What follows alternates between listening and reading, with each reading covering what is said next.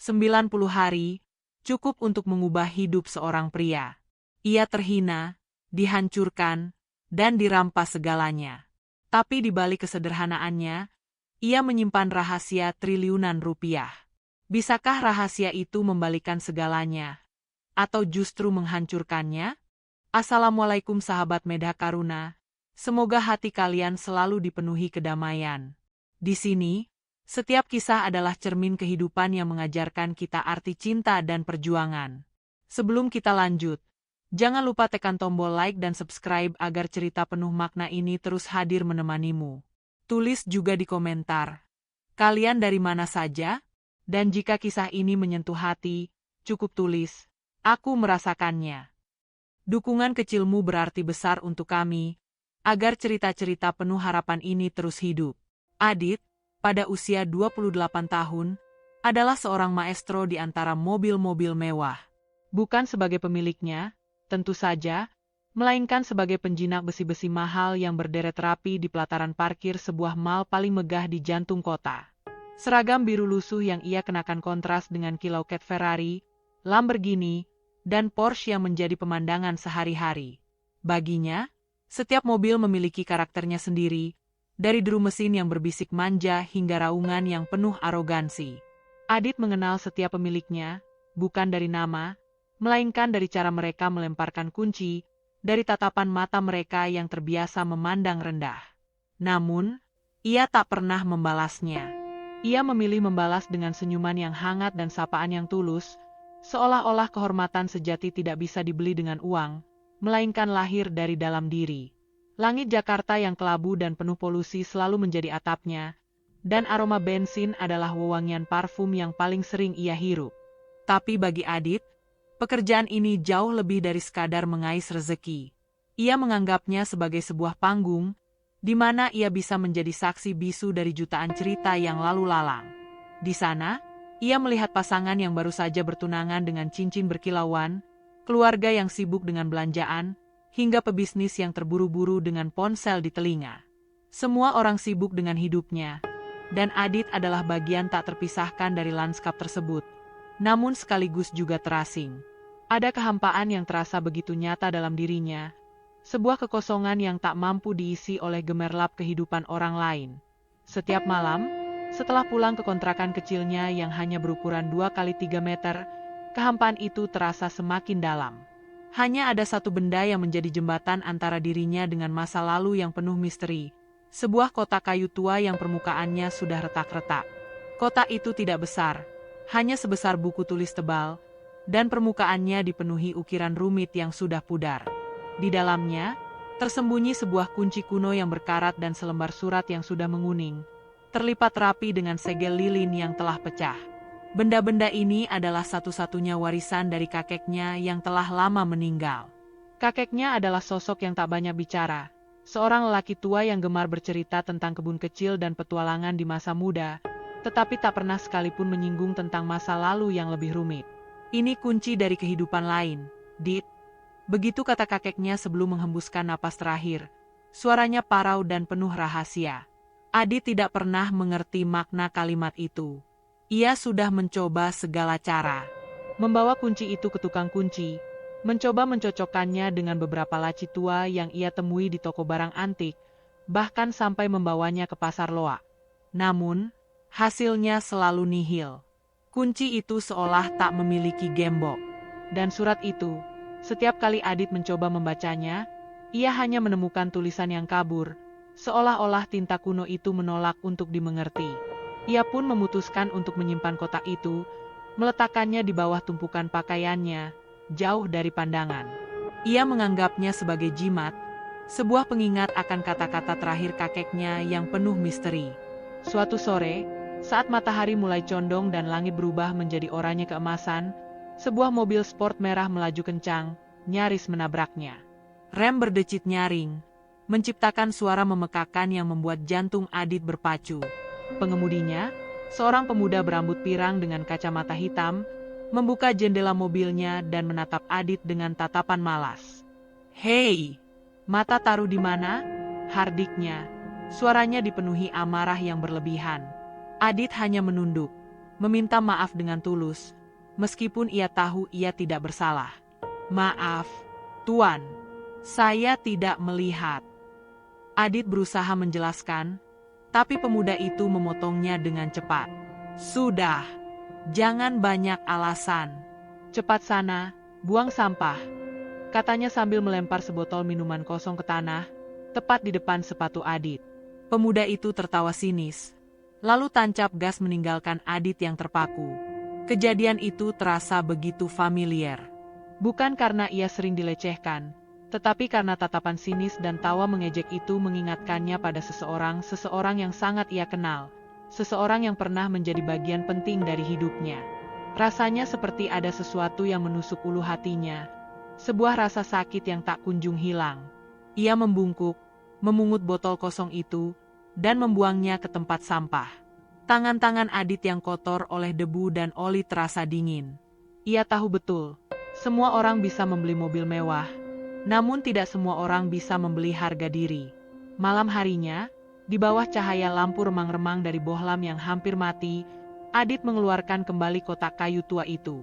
Jemarinya yang kasar mengusap permukaannya dengan lembut, seolah-olah benda itu adalah makhluk hidup yang bisa merasakan. Ia memandangi kunci kuno itu, sebuah ironi yang begitu menyakitkan. Ia memegang kunci yang tak bisa membuka apa-apa, sementara di luar sana, orang-orang dengan mudahnya membuka pintu-pintu kemewahan. Rasa hampa itu kembali datang, memeluknya erat, dan kali ini terasa lebih menusuk dari biasanya. Ia merindukan masa lalu yang entah mengapa terasa lebih hangat, lebih tulus. "Apakah memang ini takdirku?" bisiknya pada dirinya sendiri. Suaranya tenggelam dalam kesunyian. Hanya menjadi pengamat dari hidup orang lain. Ada sesuatu dalam dirinya yang menolak untuk menerima takdir itu.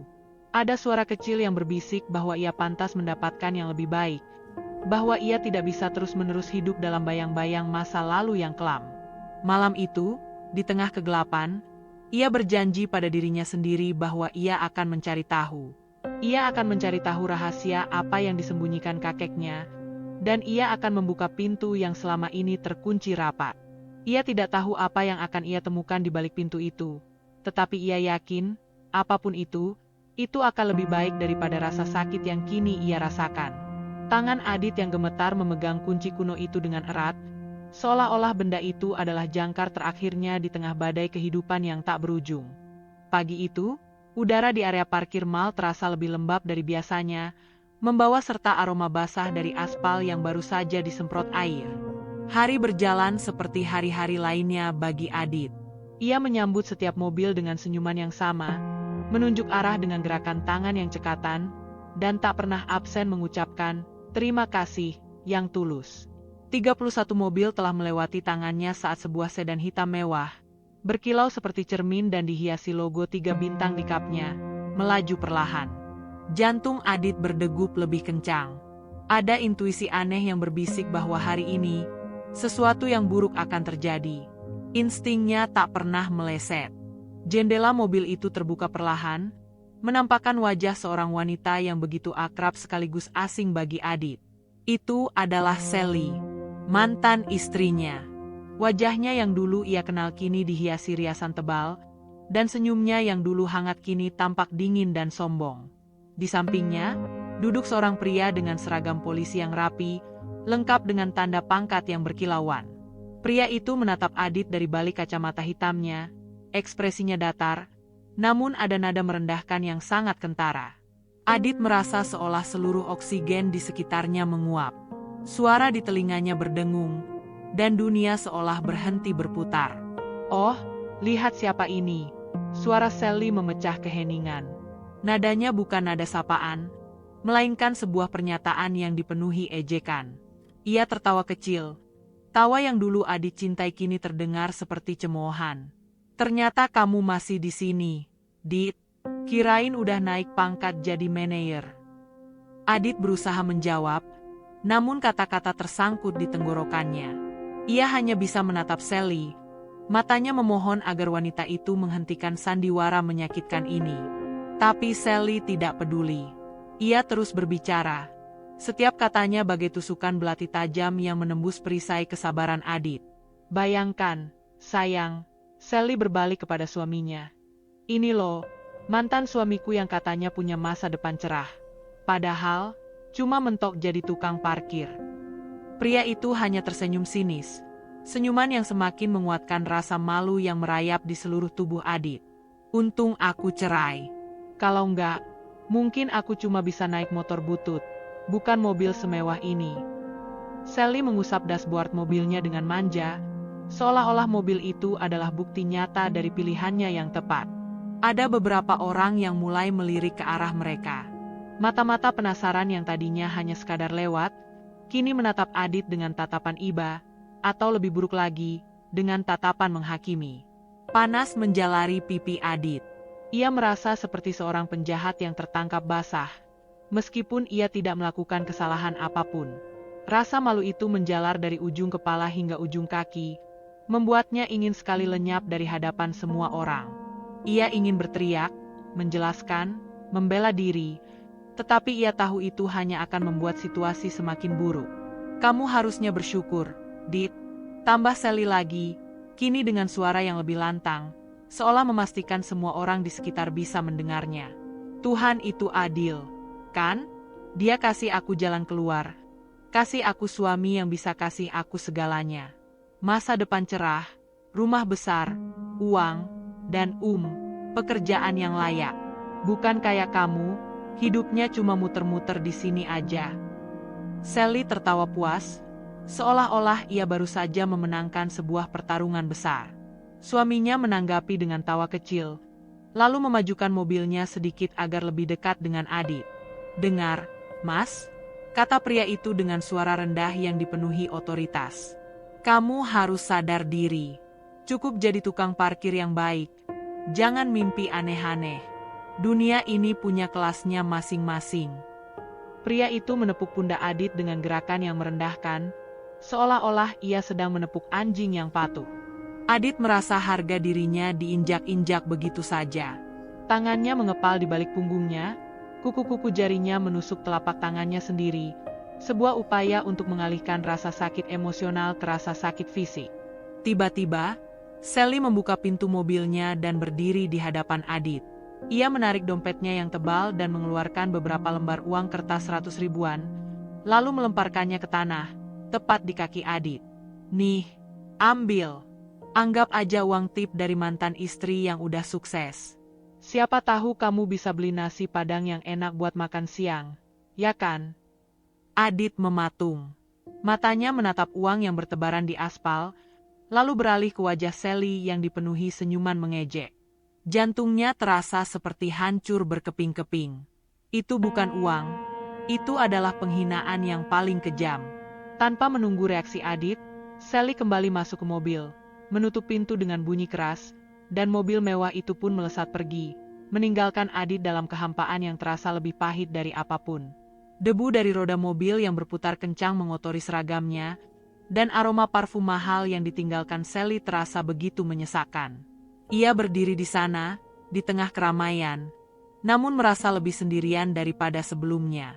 Beberapa orang yang tadinya melihat kini berpura-pura sibuk, enggan menatapnya. Adit menunduk.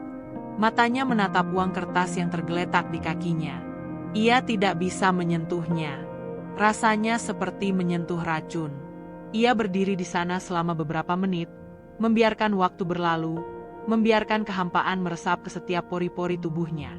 Harga dirinya terasa begitu kecil, begitu remuk, hingga ia hampir tidak bisa merasakannya lagi. Ia hanya bisa merasakan rasa sakit, rasa malu, dan amarah yang perlahan-lahan mulai menyala. Saat shiftnya berakhir, Adit berjalan pulang dengan langkah gontai. Pikirannya dipenuhi oleh kenangan yang menusuk. Kenangan tentang janji-janji manis yang dulu diucapkan Sally, tentang betapa mereka akan membangun masa depan bersama. Semua itu terasa seperti kebohongan besar yang kini terekam dalam tawa sinis Sally dan tatapan merendahkan suaminya. Malam itu, di dalam kamarnya yang sempit, ia tidak bisa tidur. Bayangan wajah Sally terus-menerus menghantuinya. Ia meraih kotak kayu tua itu, membuka penutupnya dengan tangan gemetar. Ia menatap kunci kuno dan surat yang tak terbaca itu.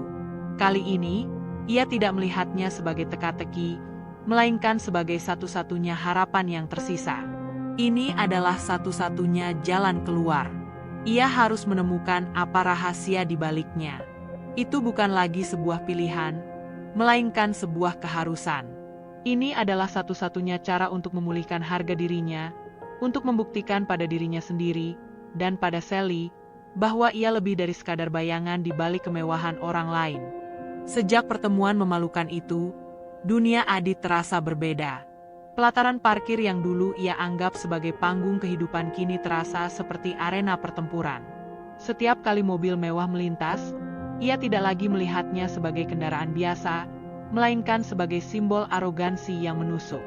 Setiap tawa yang melintas, setiap percakapan yang ia dengar dari pengemudi yang angkuh, semua terasa seperti bisikan yang merendahkan, mengungkit-ungkit kembali insiden menyakitkan di depan Sally dan suaminya. Luka itu tidak mau sembuh. Luka itu terus menganga, mengingatkannya pada betapa rapuhnya harga dirinya di hadapan status sosial yang tinggi. Adit berusaha keras untuk mengalihkan pikirannya.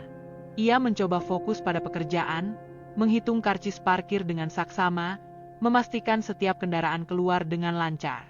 Tapi pikirannya melayang-layang, kembali pada momen ketika Sally dengan kejamnya melemparkan uang ke kakinya.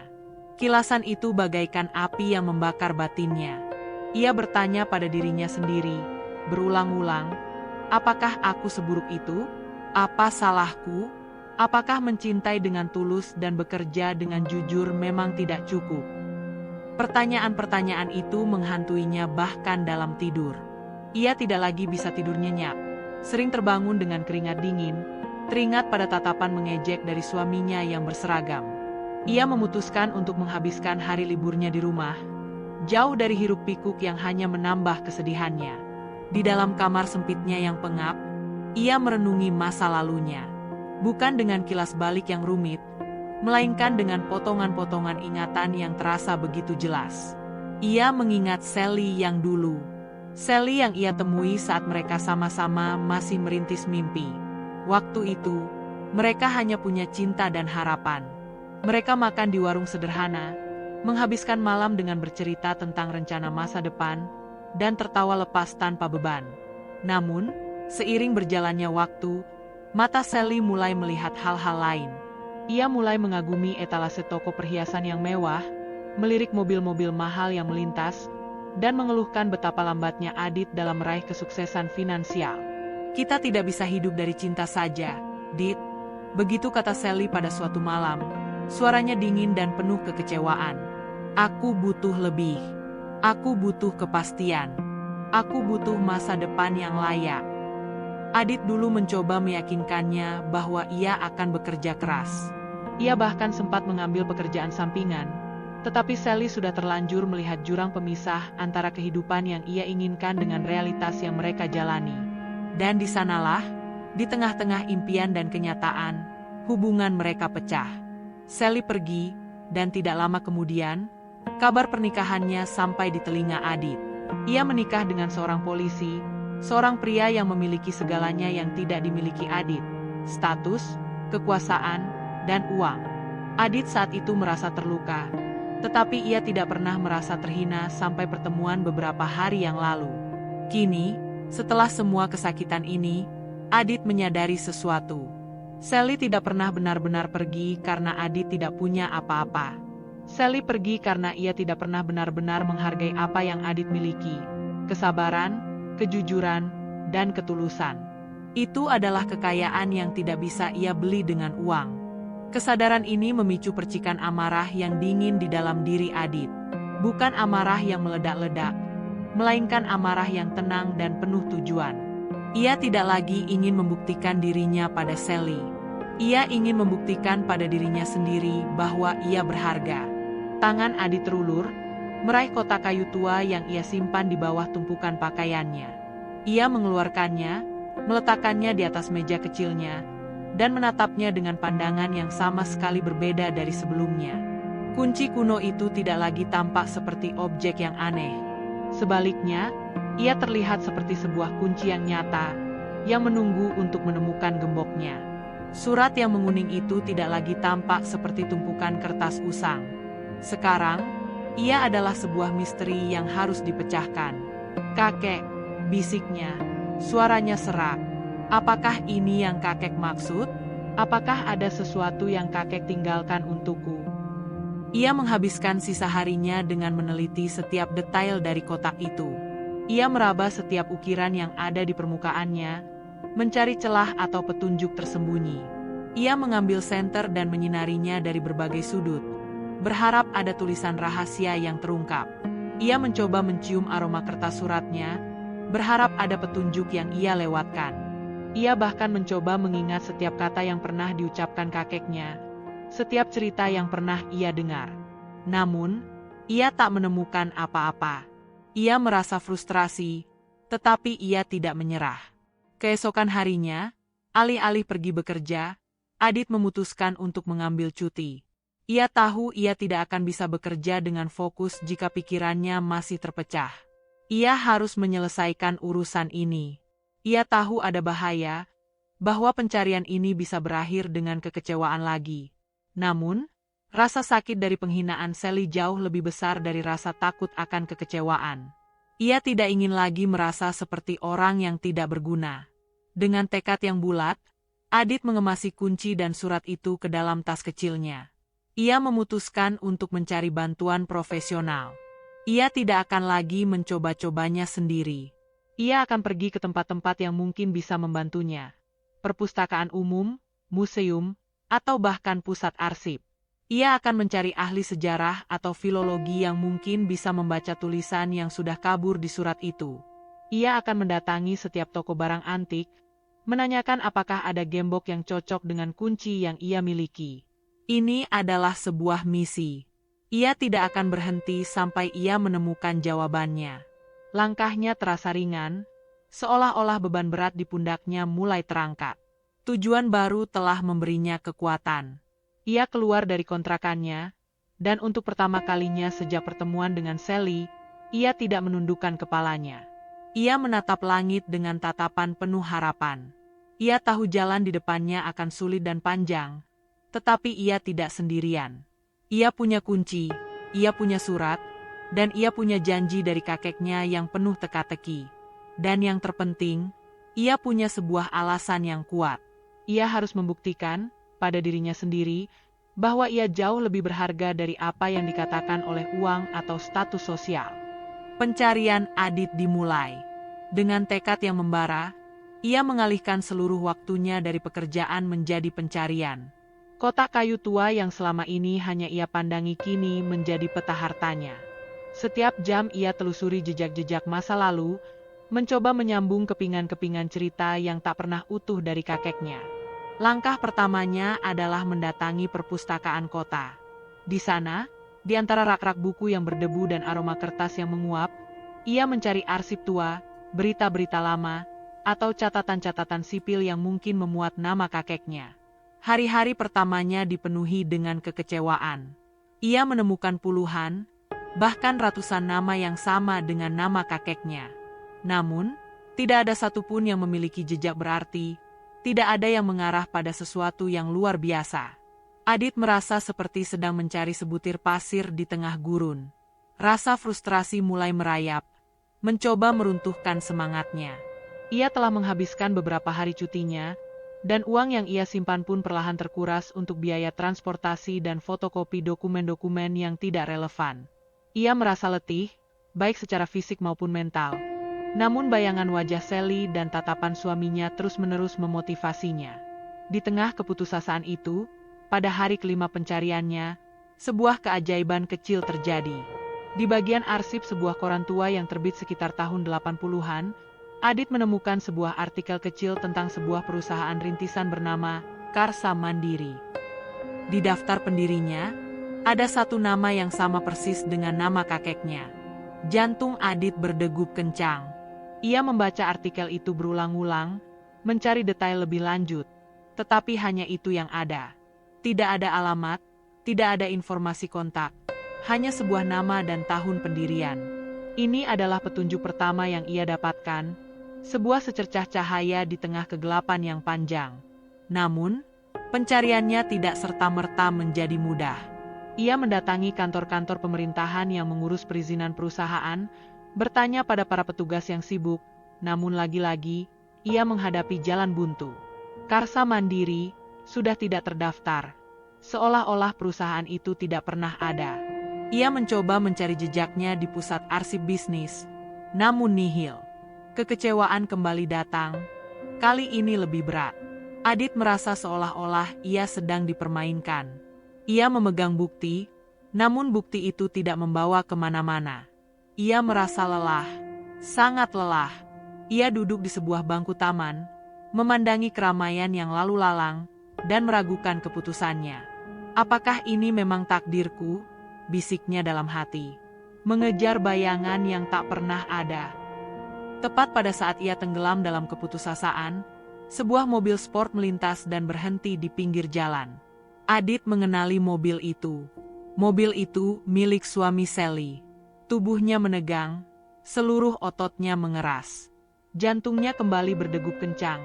Kali ini bukan karena harapan, melainkan karena rasa takut yang bercampur amarah. Sally keluar dari mobil, mengenakan gaun mahal yang berkilauan, lengannya digandeng erat oleh suaminya. Mereka terlihat begitu sempurna, begitu bahagia, begitu kejam. Mata Sally menangkap sosok Adit yang duduk di bangku taman. Senyum di wajahnya memudar, digantikan oleh ekspresi terkejut, yang kemudian berubah menjadi senyuman mengejek yang familiar. Mereka berjalan mendekati Adit, langkahnya santai, seolah-olah Adit adalah sebuah pemandangan yang menarik untuk diejek. Wah, lihat siapa yang kita temui, kata Sally dengan nada sarkas. Tukang parkir kita ternyata punya banyak waktu luang, ya? Ia melirik pakaian Adit yang kini terlihat kotor dan kusut. Kelihatannya kamu lagi banyak masalah. Dit, kenapa? Enggak dapat kerjaan lain, ya? Adit tidak menjawab. Ia hanya menatap mereka dengan tatapan kosong, seolah-olah jiwanya sudah melayang jauh. Suami Sally menatap Adit dari ujung kepala hingga ujung kaki, lalu tertawa pelan, tawa yang membuat Adit merasa seperti serangga yang sedang diinjak. Lihat, sayang, kata pria itu kepada Sally, suaranya dipenuhi arogansi. Dunia ini memang aneh, ya?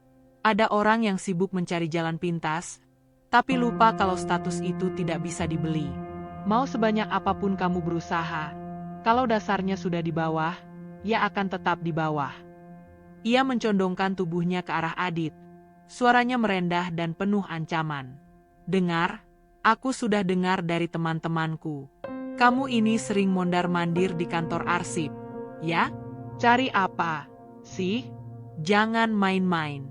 Urusanmu sama aku itu belum selesai. Jangan sampai aku harus turun tangan, ya? Kalimat itu bagai petir yang menyambar. Bagaimana bisa mereka tahu? Apakah mereka mengawasinya? Adit merasa merinding. Ia tidak tahu harus berbuat apa. Rasa takut itu mulai menguasainya. Tetapi bersamaan dengan itu, amarah yang dingin kembali menyala. Ia tidak bisa lagi lari. Ia tidak bisa lagi menunduk. Aku tidak main-main, Tuan, jawab Adit, suaranya pelan tapi tegas. Aku hanya mencari kebenaran. Sally tertawa. Kebenaran apa, Dit? Kebenaran kalau kamu memang pantas ada di tempatmu sekarang? Sudahlah, jangan bodoh. Terima saja kenyataan. Aku sudah jauh lebih bahagia. Hidupku sempurna. Sempurna? Tanya Adit, kali ini dengan suara yang lebih kuat. Apa yang sempurna dari hidup yang dibangun di atas penderitaan orang lain? Wajah Sally langsung berubah. Senyumnya memudar, digantikan oleh amarah. Namun, suaminya menarik tangannya, mengisyaratkan untuk tidak memperpanjang masalah. Sudah, sayang, biarkan saja. Orang seperti ini tidak perlu diladeni. Sia-sia saja. Mereka berbalik dan berjalan kembali ke mobil. Saat Sally masuk, ia menatap Adit sekali lagi. Tatapan itu bukan lagi tatapan mengejek, melainkan tatapan kosong, yang seolah-olah ia mencoba meyakinkan dirinya sendiri bahwa apa yang ia miliki saat ini adalah kebahagiaan sejati. Setelah mereka pergi, Adit kembali duduk di bangku taman. Tubuhnya bergetar, tetapi bukan karena ketakutan. Kali ini, getaran itu berasal dari amarah yang suci. Ia telah melihat mereka. Ia telah melihat betapa rapuhnya kebahagiaan mereka. Mereka tidak bahagia. Mereka hanya sibuk memamerkan apa yang mereka miliki untuk menutupi kehampaan di dalam diri mereka. Dan itu adalah petunjuk paling jelas yang ia dapatkan selama ini. Pencarian ini bukan lagi hanya tentang warisan atau rahasia kakeknya. Ini adalah tentang keadilan. Ini adalah tentang martabat. Ia akan menemukan rahasia itu, tidak hanya untuk membuktikan dirinya, tetapi juga untuk menunjukkan pada mereka, dan pada dirinya sendiri, bahwa ada hal-hal yang tidak bisa dibeli dengan uang, hal-hal yang jauh lebih berharga. Adit kembali ke kontrakannya, membuka kotak kayu tua itu. Ia memandangi kunci kuno dan surat yang sudah kabur. Ia tahu bahwa ia tidak bisa menyerah. Ia tahu bahwa ia harus melangkah maju. Ia akan mencari petunjuk lain. Ia akan kembali ke perpustakaan. Ia akan kembali ke arsip. Ia akan mencari jawaban sampai ia menemukannya. Karena sekarang ia tidak hanya memiliki satu alasan, ia memiliki dua. Satu untuk kakeknya, dan satu lagi untuk dirinya sendiri. Pencarian Adit yang penuh harapan kini berubah menjadi sebuah siksaan yang menguras jiwa. Setiap hari ia menghadapi jalan buntu. Arsip yang kabur, nama-nama yang umum, dan lokasi-lokasi yang sudah berubah fungsi membuat pencariannya terasa sia-sia.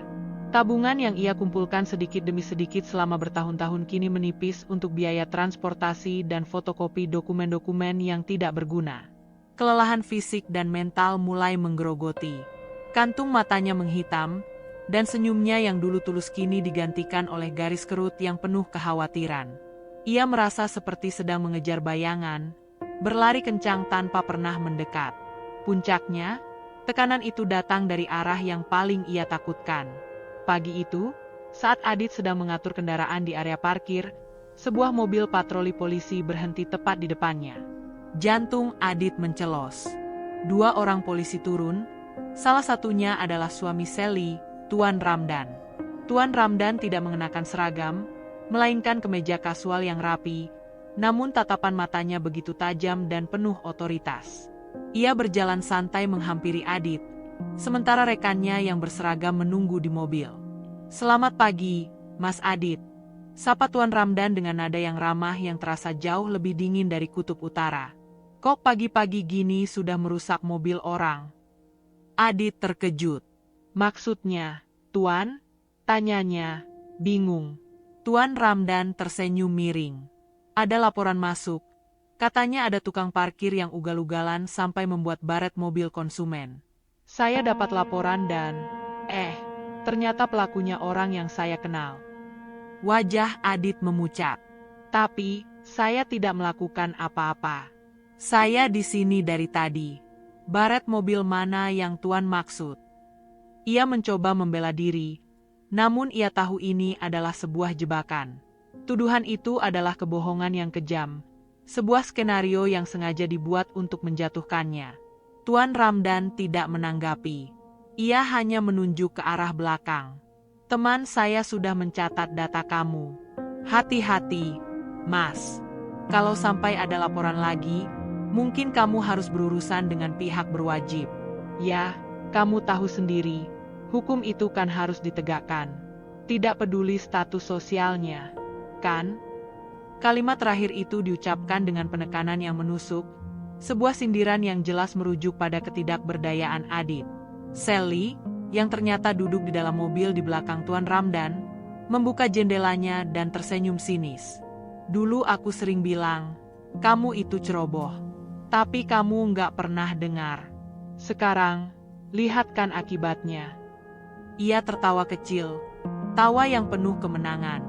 "Sudahlah, Dit. Menyerah saja. Kamu itu tidak akan pernah bisa naik kelas.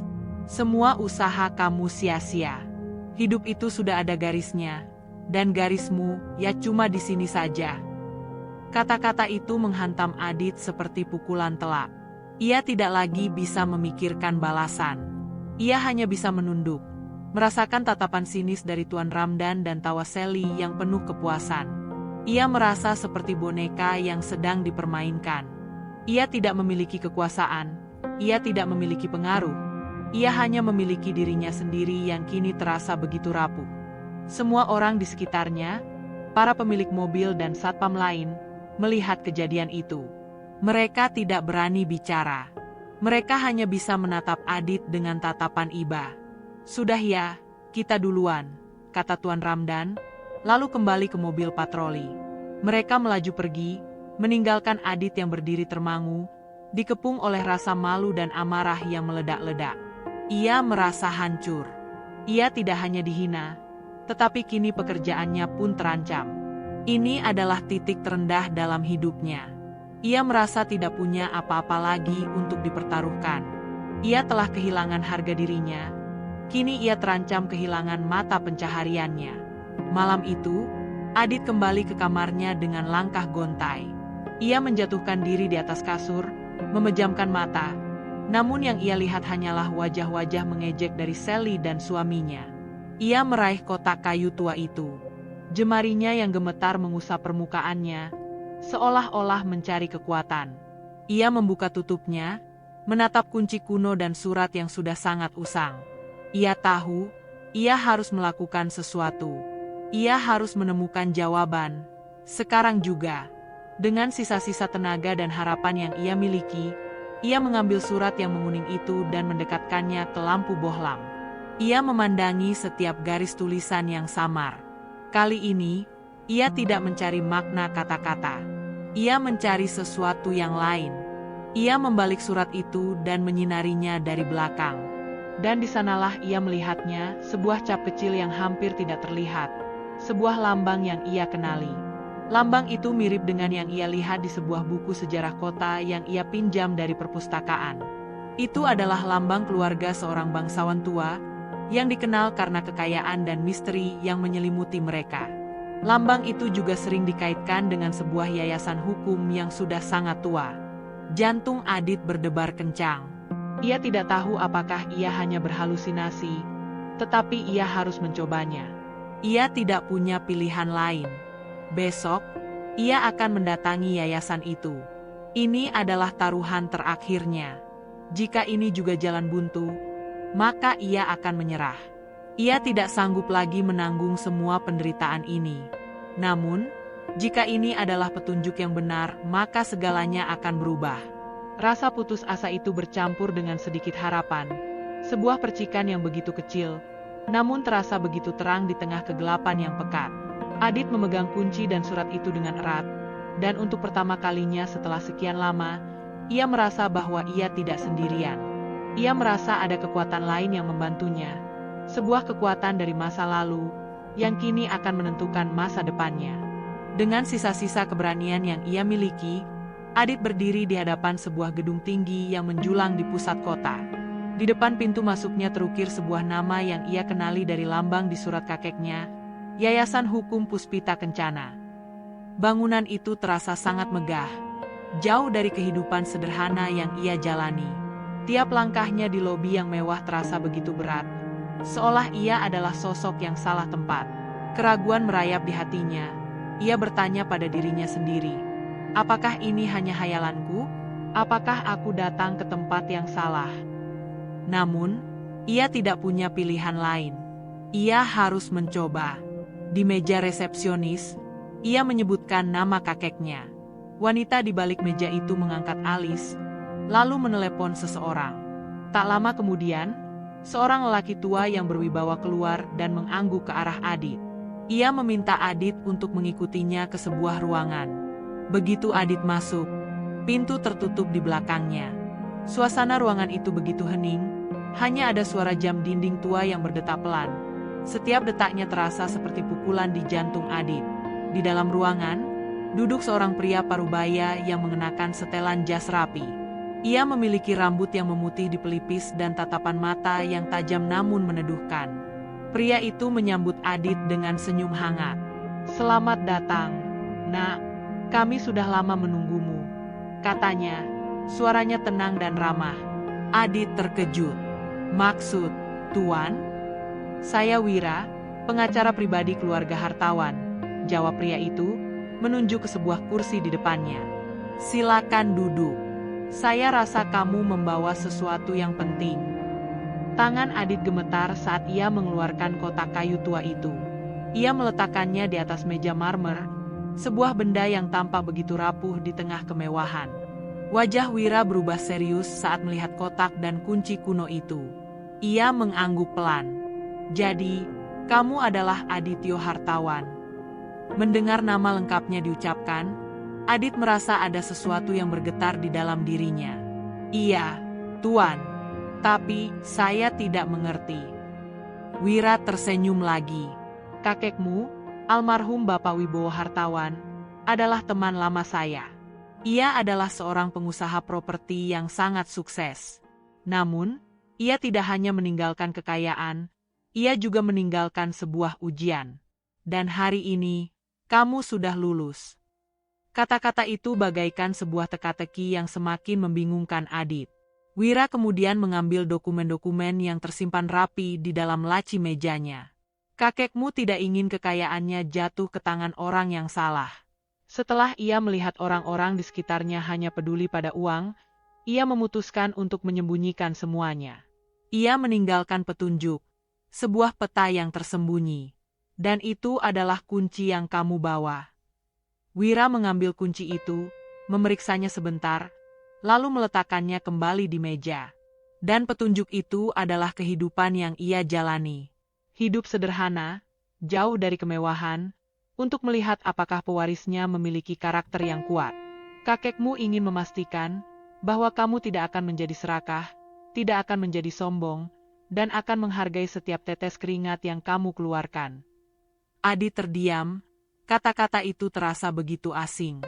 Kehidupannya, apakah itu sebuah ujian, rasa sakit, kesepian, dan penghinaan yang ia alami? Apakah semua itu hanyalah bagian dari sebuah sandiwara besar?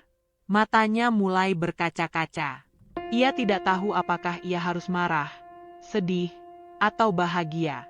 Ia hanya bisa merasakan sebuah kejutan yang luar biasa, sebuah perasaan yang begitu besar hingga ia hampir tidak bisa menahannya.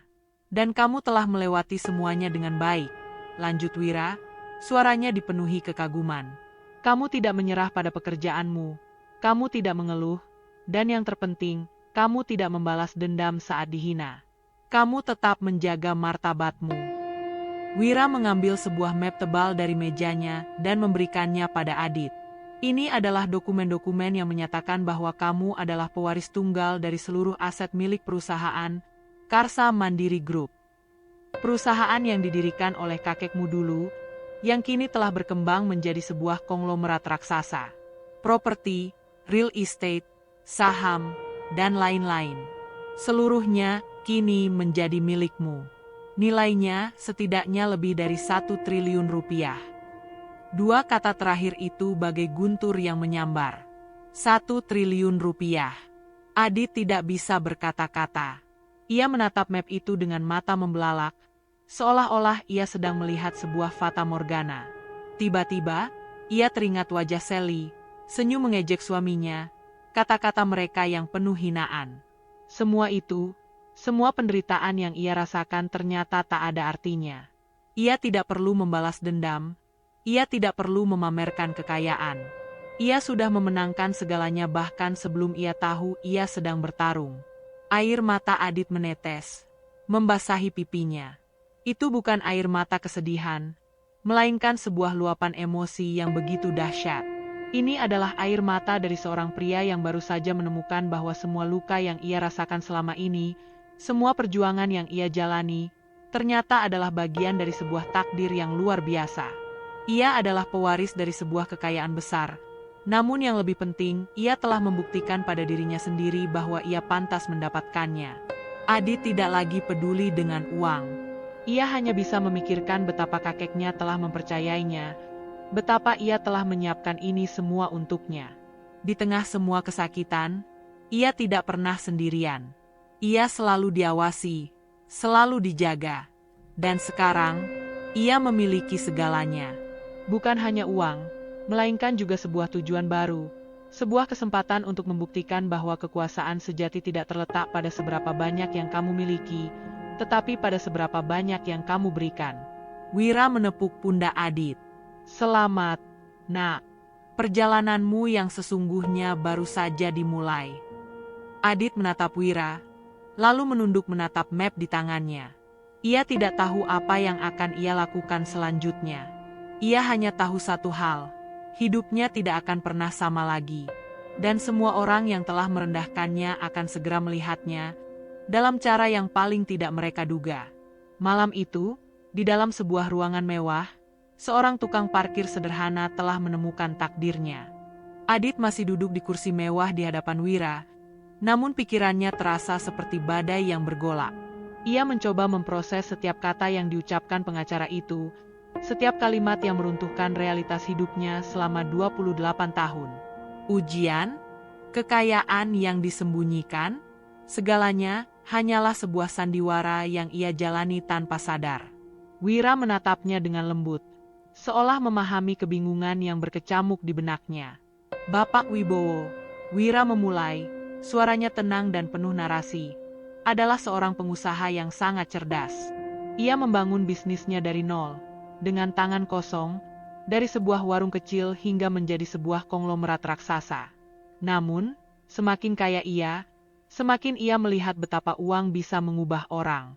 Ia menyaksikan pengkhianatan dari rekan bisnis yang ia percaya, perpecahan dalam keluarga yang hanya memperebutkan harta, dan senyuman palsu dari orang-orang yang hanya peduli pada kekuasaannya. Adit mendengarkan dengan saksama. Ini adalah pertama kalinya ia benar-benar mendengar cerita tentang kakeknya. Ia selalu mengira kakeknya adalah sosok sederhana yang hanya mengurus kebun kecilnya. Ia merasa lelah dengan semua kepalsuan itu. Ia memutuskan untuk meninggalkan semuanya dan menjalani hidup sederhana. Ia ingin melindungi hartanya, tapi ia juga ingin mencari tahu, apakah ada satu orang yang tulus di antara keturunannya. Maka, ia membuat sebuah wasiat yang sangat unik. Ia menyembunyikan seluruh asetnya dan meninggalkan petunjuk yang sangat rumit. Ia ingin memastikan bahwa hanya orang yang sabar, tulus, dan tidak serakah yang akan menemukannya. Wira berhenti sejenak, menatap Adit dengan penuh makna. Dan itu adalah kamu. Air mata kembali menetes di pipi Adit. Kali ini air mata yang bercampur dengan rasa tak percaya dan haru yang dalam. Ayahnya sudah meninggal sejak ia masih sangat muda, dan kakeknya adalah satu-satunya keluarga yang ia miliki. Ia tidak pernah tahu bahwa di balik kesederhanaan itu, kakeknya sedang merancang sebuah takdir untuknya. Dan kunci itu, Wira menunjuk kunci di atas meja, adalah kunci dari laci brankas di kantor pusat kami, tempat semua surat-surat wasiat dan dokumen penting tersimpan. Kunci itu juga menjadi petunjuk, karena hanya orang yang benar-benar mencari yang akan bisa menemukan simbol khusus yang terukir di sana, lambang yayasan ini.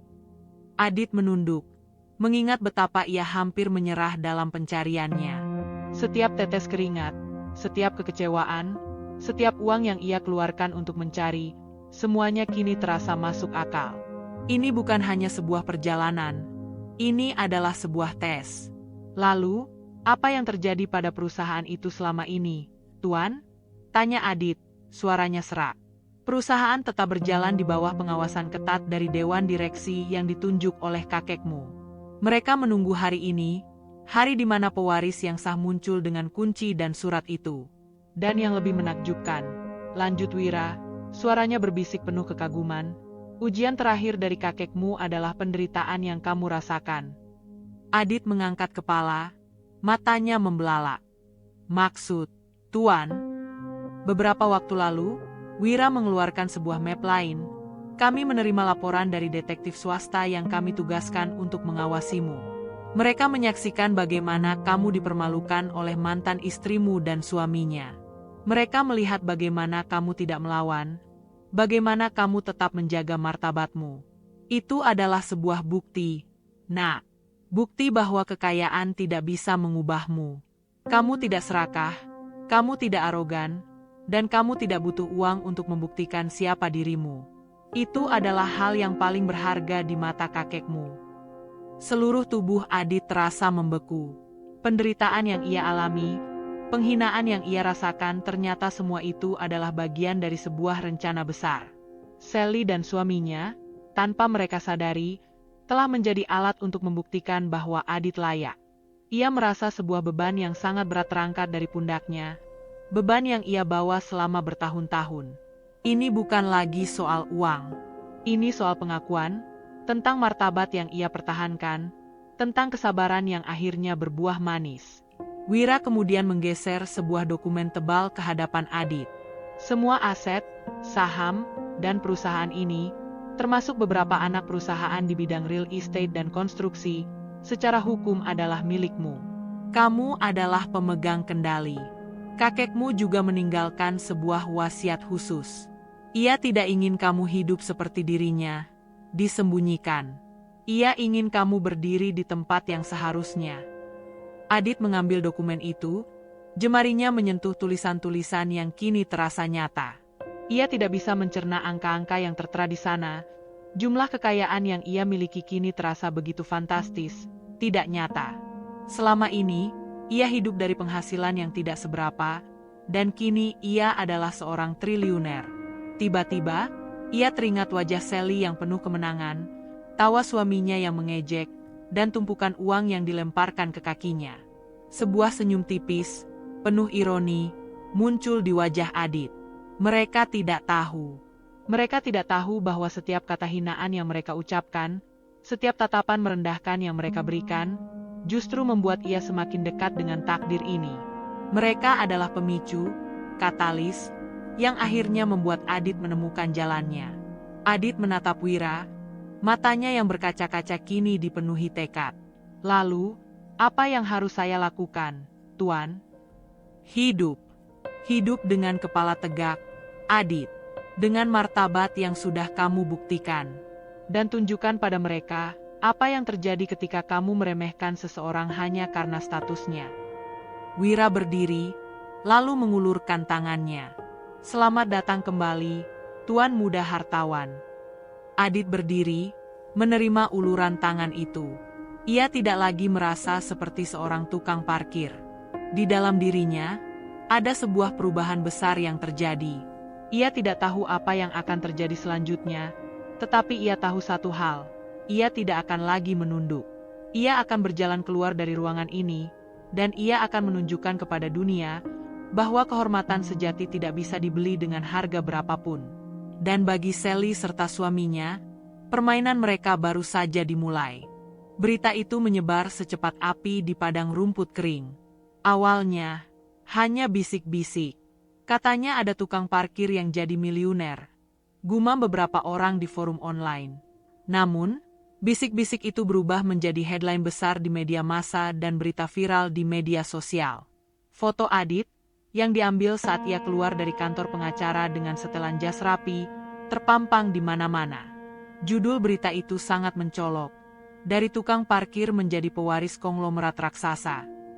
Sally dan suaminya, Tuan Ramdan, sedang bersantai di sofa mewah mereka saat notifikasi berita dari ponselnya berbunyi nyaring. Tuan Ramdan membukanya dengan malas, tetapi matanya langsung membelalak. Ia melihat foto Adit, lalu membaca nama lengkapnya, Adityo Hartawan. Tangannya bergetar, ponsel itu hampir jatuh dari genggamannya. Sayang, kamu lihat ini, suaranya parau, dipenuhi keterkejutan. Sally yang sedang asyik bermain dengan anjingnya, menoleh. Ia mengambil ponsel suaminya, dan matanya langsung terpaku pada berita itu.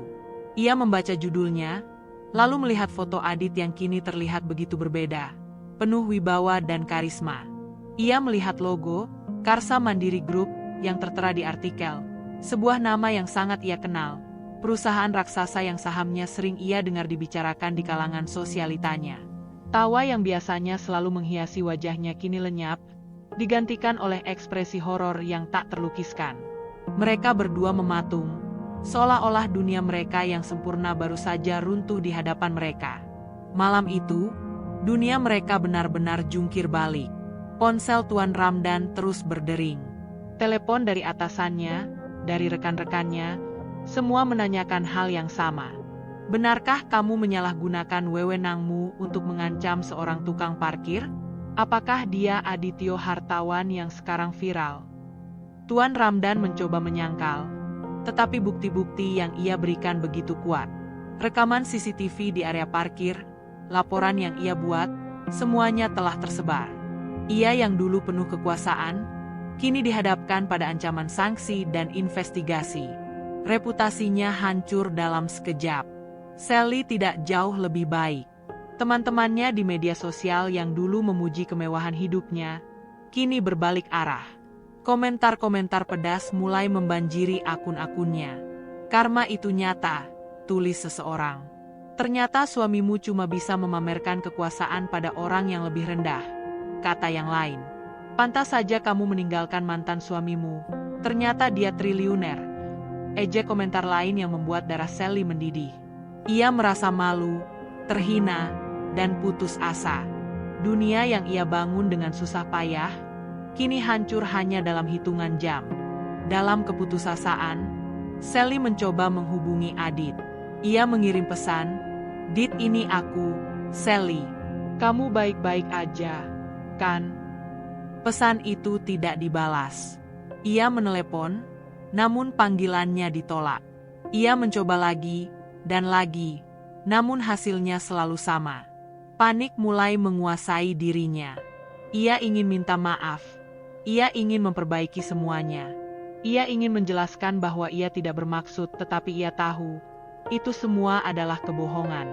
Ia benar-benar bermaksud merendahkan Adit. Di sisi lain, Adit berada di sebuah restoran mewah, duduk di hadapan Wira. Ponselnya terus bergetar dengan panggilan dari nomor yang tidak ia kenal, dan pesan-pesan dari Sally terus masuk. Namun, ia tidak peduli. Ia hanya memandang keluar jendela, memandangi keramaian kota. Ia tidak merasa dendam.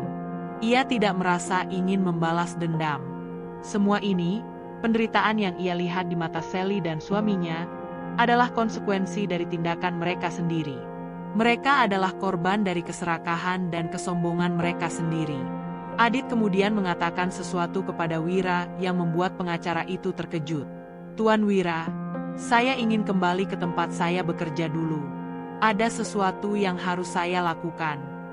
Beberapa hari kemudian, sebuah acara sederhana diadakan di pelataran parkir mal yang dulu menjadi tempatnya bekerja. Adit datang, tidak dengan setelan jas mewah, melainkan dengan kemeja sederhana yang rapi, namun aura wibawanya begitu terpancar. Ia mengumumkan pendirian sebuah yayasan yang didanai sepenuhnya olehnya, yayasan yang bertujuan untuk memberikan beasiswa pendidikan kepada anak-anak para pekerja informal, seperti tukang parkir, petugas kebersihan, dan pedagang kaki lima. "Hidup ini memang sulit," kata Adit, suaranya tenang, namun penuh kekuatan. "Terkadang kita diuji dengan hal-hal yang tidak terduga. Tapi yang terpenting, kita harus tetap menjaga martabat kita. Dan saya ingin, melalui yayasan ini, kita bisa saling membantu, menunjukkan bahwa tidak peduli status sosial kita semua berharga." Di seberang jalan, di dalam sebuah mobil yang terparkir, Sally dan suaminya menyaksikan acara itu. Mereka melihat Adit berbicara, melihat para tukang parkir yang dulu menghormati Adit kini bertepuk tangan dengan bangga. Mereka melihat wajah Adit yang penuh kebahagiaan, bukan karena harta yang ia miliki, melainkan karena kebaikan yang ia sebarkan. Mereka menyadari bahwa mereka telah kehilangan segalanya. Bukan hanya uang dan status, tetapi juga harga diri mereka. Balas dendam Adit tidak datang dalam bentuk kekejaman, melainkan dalam bentuk kebaikan yang tulus, dan itu jauh lebih menyakitkan daripada penghinaan apapun. Saat Adit beranjak dari panggung, ia melihat bayangan dua orang yang tergesa-gesa masuk ke mobil mereka. Ia tahu siapa mereka. Ia tahu mereka melihatnya. Dan ia tahu, di dalam hati mereka, ada penyesalan yang tak akan pernah hilang. Ia tidak perlu mengatakan sepatah kata pun. Kebaikan yang ia lakukan telah berbicara lebih lantang dari ribuan makian. Ia telah memenangkan pertarungan itu dengan cara yang paling elegan, cara yang tidak akan pernah bisa mereka pahami. Beberapa hari setelah pengumuman Adit yang mengejutkan, kehidupan Sally dan suaminya, Ramdan, berubah menjadi neraka yang nyata. Dunia yang mereka bangun di atas ilusi dan kesombongan kini runtuh sepenuhnya. Dulu, rumah mereka selalu ramai dengan kunjungan teman dan pesta-pesta mewah. Kini, telepon mereka tak pernah berdering. Pintu rumah mereka terasa begitu dingin dan sepi, seperti sebuah makam yang sunyi. Teman-teman yang dulu memuja mereka kini menjauh, menghindari mereka seolah-olah mereka adalah aib yang menular. Ramdan, yang dulu penuh wibawa dengan seragam kebanggaannya, kini hanya bisa terdiam di dalam rumah. Sebuah surat resmi dari instansi tempatnya bekerja telah tiba, menangguhkan jabatannya secara sementara. Ada investigasi internal yang diluncurkan terkait kasus penyalahgunaan wewenang dan persekusi yang ia lakukan terhadap Adit. Setiap hari ia harus menghadapi pertanyaan dari tim penyidik, dan setiap pertanyaan terasa seperti cambukan yang membuat ia semakin terpojok. Ia yang dulu selalu memandang rendah orang lain, kini merasa seperti sampah yang tak berdaya. Harga dirinya telah direnggut habis. Sally tidak jauh lebih baik. Ia melihat suaminya yang dulu gagah kini terlihat sangat rapuh, penuh ketakutan. Ia melihat rumah yang dulu ia banggakan kini terasa seperti penjara. Kekayaan yang ia miliki tidak lagi bisa membeli kebahagiaan atau bahkan ketenangan. Ia mencoba mencari teman, namun tak ada yang mau menjawab panggilannya. Mereka semua telah melihat berita. Mereka semua tahu kisah memalukan yang kini menempel pada dirinya. Sally merasa hancur. Ia tidak pernah membayangkan bahwa sebuah karma bisa datang secepat ini, sekejam ini. Pada suatu sore, Sally, dengan sisa-sisa keberaniannya, memutuskan untuk mendatangi Adit. Ia menemukan alamat kantor baru Adit dari media sosial. Ia datang tanpa janji, dengan harapan bisa bertemu Adit dan meminta maaf, atau lebih tepatnya memohon. Ia berhasil masuk dan berdiri di hadapan Adit yang sedang duduk di balik meja kerjanya yang besar. Adit tidak lagi mengenakan seragam tukang parkir. Ia mengenakan kemeja rapi, namun di wajahnya tidak ada jejak kesombongan. Ia hanya menatap Sally dengan tatapan tenang yang membuat Sally merasa semakin kecil. Adit, panggil Sally, suaranya bergetar. Aku minta maaf. Aku tahu aku salah. Aku tidak bermaksud.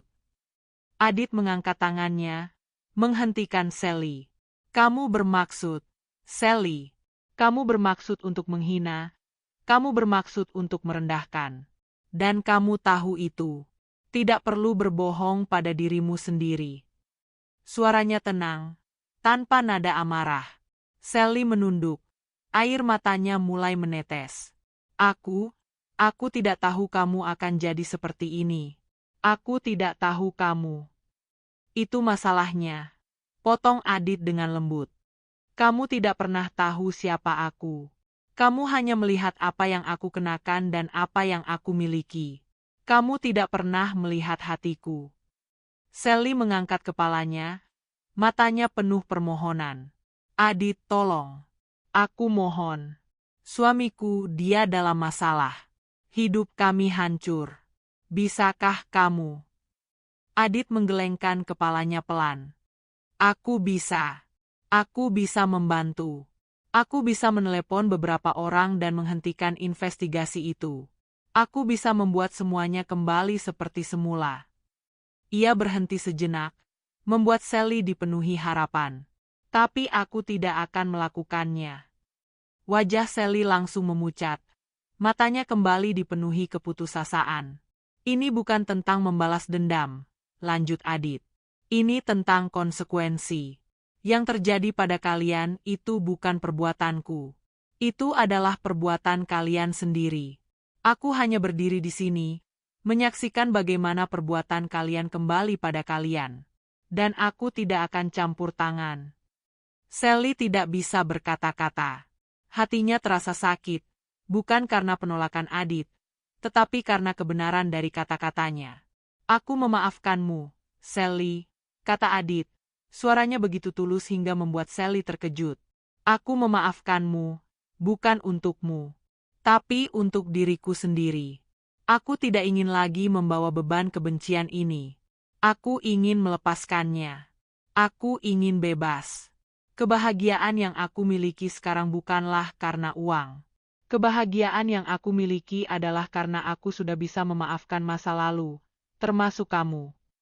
Sally terdiam, menatap Adit dengan mata yang masih dipenuhi air mata. Ia tidak tahu harus menjawab apa.